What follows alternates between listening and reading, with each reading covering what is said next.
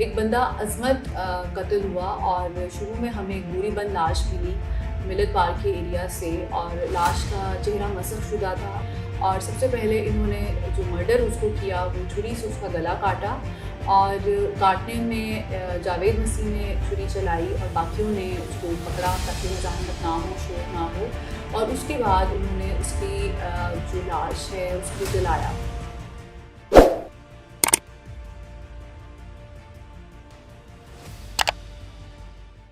السلام علیکم، میرا نام ڈاکٹر عقیلہ ہے اور میں S P investigation Iqbal town کے طور پر کام کر رہی ہوں۔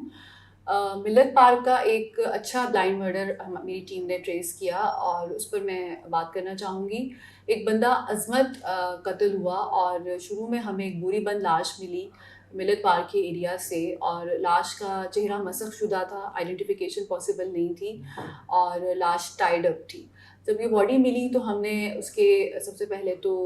فنگر پرنٹس بھجوائے نادرا میں تاکہ ہمیں پہچان ہو سکے کہ یہ ہے کس کی۔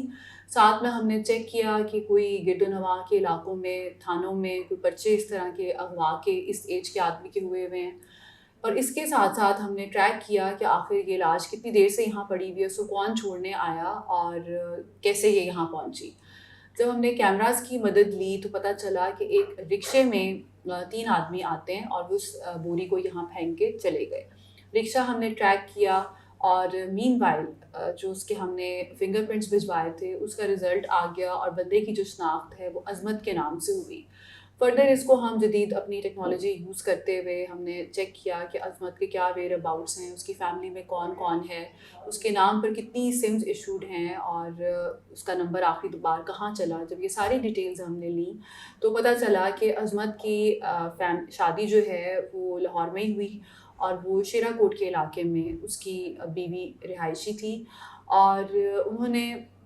میاں بیوی کی آپس میں چپکلش تھی۔ بیوی کا نام سائمہ تھا، اور اسی گھر میں اس کے بیوی کے والدین اور اس کے 2 بھائی عاصم اور افتخار بھی رہتے تھے، اور وہاں پہ ایک جاوید مسیح آدمی کا بھی آنا جانا تھا۔ فردر انویسٹیگیشن سے ہمیں پتہ چلا کہ دونوں کے آپس میں ناچاکی تھی، تو اس پہ سائمہ نے پلان بنایا کہ میں اس کو ختم کر دوں، اور سب سے پہلے انہوں نے جو مرڈر اس کو کیا وہ چھری سے اس کا گلا کاٹا، اور کاٹنے میں جاوید مسیح نے چھری چلائی اور باقیوں نے اس کو پکڑا تاکہ مزاحمت نہ ہو، شور نہ ہو، اور اس کے بعد انہوں نے اس کی جو لاش ہے اس کو جلایا۔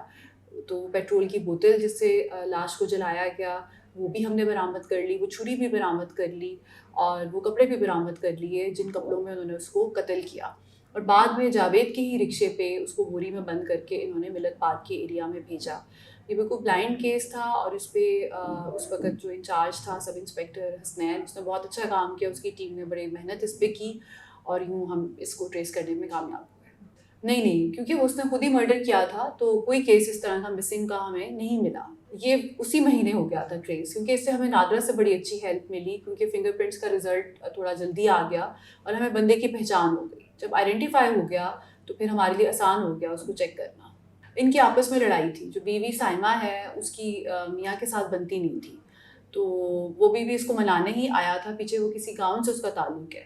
تو وہ آیا تھا منانے، لیکن ان کی آپس میں چونکہ بنتی نہیں تھی تو بس بیوی نے پھر ڈیسائیڈ کیا کہ میں اس کو اس دفعہ ختم کر دوں۔ ان کی لو میرج تو نہیں تھی، فیملیز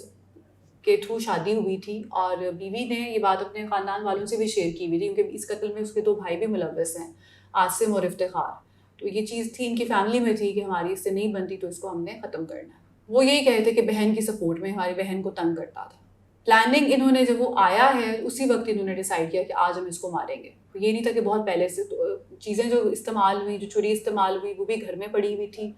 اور جو تیل استعمال ہوا وہ بھی گھر میں پڑا ہوا تھا،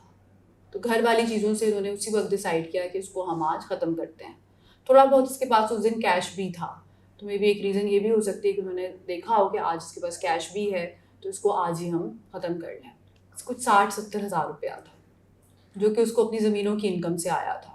ان کے بچے ہیں، 4 بچے ہیں۔ بچے اپنی ماں کے پاس ہی رہتے تھے، جو گھر تھا ان کا وہیں پر ہی،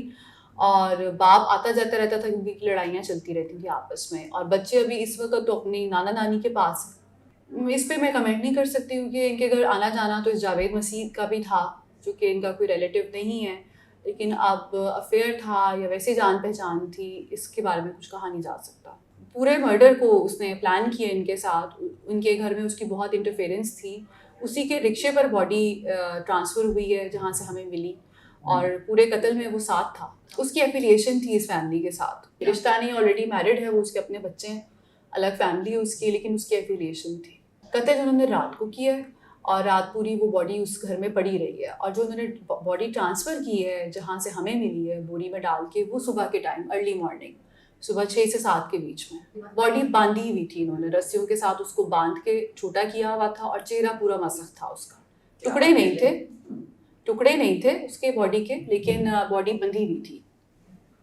جیسے فولڈ ہو کے, کیونکہ بوری چھوٹی ہے, بندے کا ظاہر بات ہے سائز بڑا ہے, تو بوری میں ڈالنے کے لیے اس کو تھوڑا فولڈ کر کے رسیوں سے باندھ کے ڈالا ہوا تھا. جی, اس گھر میں اس کے یہ بھائی موجود تھے جو ساتھ اس کے تھے, اور ایک اس کی بہن موجود تھی سائمہ کی, جو کہ کینسر پیشنٹ ہے, تو شاید دوائیاں اس طرح کی کھاتی ہے کہ اس کو نہیں پتہ لگا. اور پیرنٹس بھی تھے لیکن وہ تھوڑا دور تھے. جی, اس کے بھائی, پرچہ انیشلی تو پولیس کی مدیت میں ہوا ہے, لیکن بعد میں اس کی پوری فیملی آئی, ہم نے بلوایا, ان کو بتایا, لاش آئیڈینٹیفائی کروائی,